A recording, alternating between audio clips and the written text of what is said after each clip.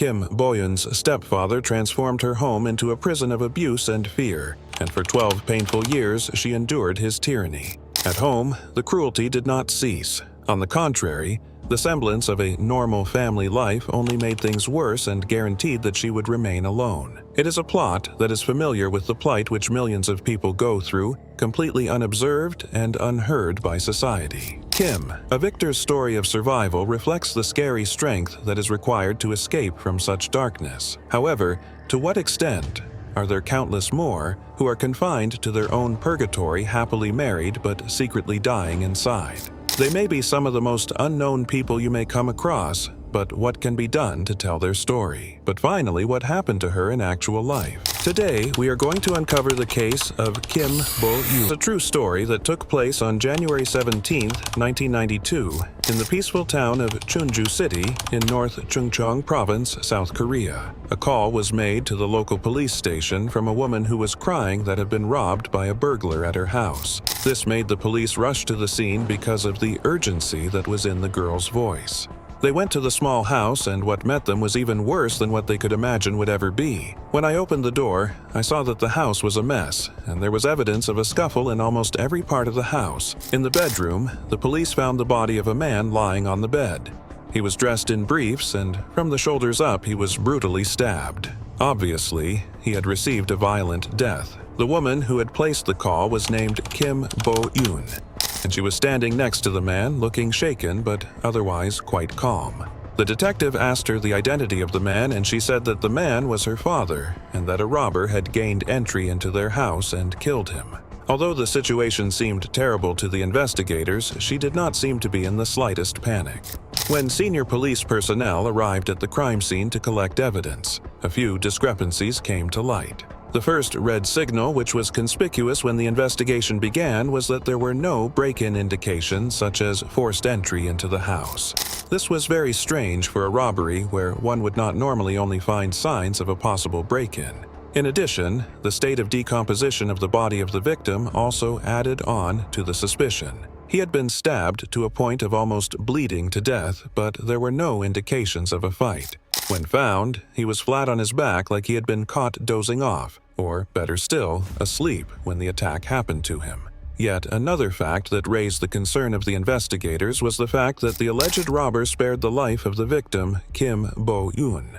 Normally, in home invasions, the intruder would not leave witnesses around, especially where he is already killed. Such irregularities forced the police to think that this was not just an issue to do with robbery, but could be something else entirely. During the following investigation, the two detectives found some fingerprints on the scene which did not match the victim or Kim Bo-eun. The prints were identified and related to a man named Kim Jin-kwan of 21 years old. And and behold, he was a student of the same university as Kim Bo-eun.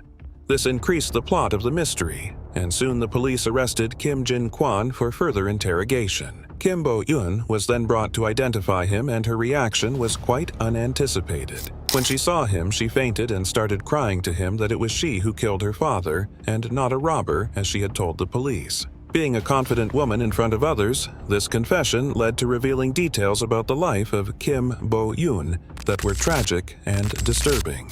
Bo-eun had only been living a life that is inexcusably wild and horrible to any irredeemable privacy.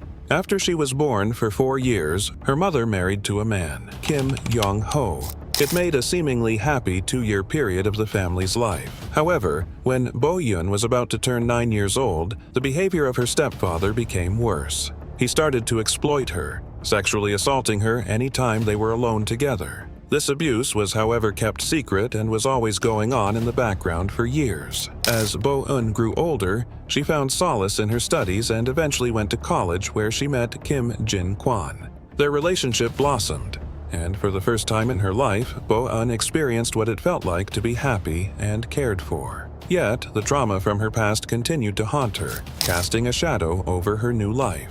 She eventually confided in Jin-kwan about the years of abuse she had endured at the hands of her stepfather, revealing the pain and fear that had consumed her for so long.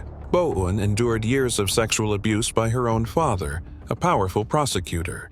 Her father used his position to silence her and avoid punishment. Bo-eun's abuse began when she was just 12 years old.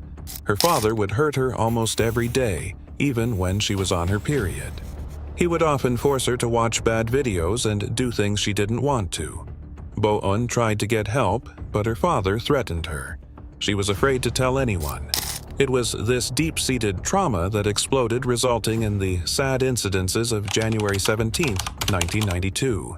In one moment of panic and anger, she killed her stepfather, thus liberating herself from abuse that she had been subjected to since childhood. Another lesson can be learned from the case of Kim Bo-eun, and it is that prolonged abuse is very destructive, and some of the survivors, especially those in their teens, can do almost anything to avoid being with the abusers any longer. Her story is not just about a crime that was committed, but the whole years she went through suffering. As the investigation proceeded, it was revealed that Bo-eun had had no other choice and had actually been trapped without much hope of escaping from her stepfather.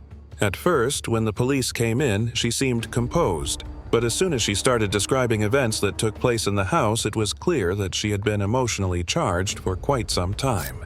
The physical violence she had suffered from him had not spared her psychological self either, for it gave her no other option but to kill in order to end her own suffering. Her relationship with Kim Jin-kwan had provided her with a glimpse of a life filled with hope and happiness, something she had been deprived of for so many years. Bo-eun's confession was not just an admission of guilt, it was a release of all the pent-up emotions she had been forced to suppress for years. It was a tragic end to a life that had been marked by sorrow from such a young age. The case also revealed that there are very many abuse victims who undergo suffering, especially in places where the issue is hushed or denied. Bo-eun was afraid of her stepfather, and this fear coupled with the feeling of helplessness as she really and truly thought that there was no one who would ever believe her. This is very typical to most of the abuse survivors. They are locked in a room with no option of escaping. When Bo-eun was arrested, many people preferred her and supported her actions that she undertook during the performance. Some regarded her as an impulsive and power-maniacated woman.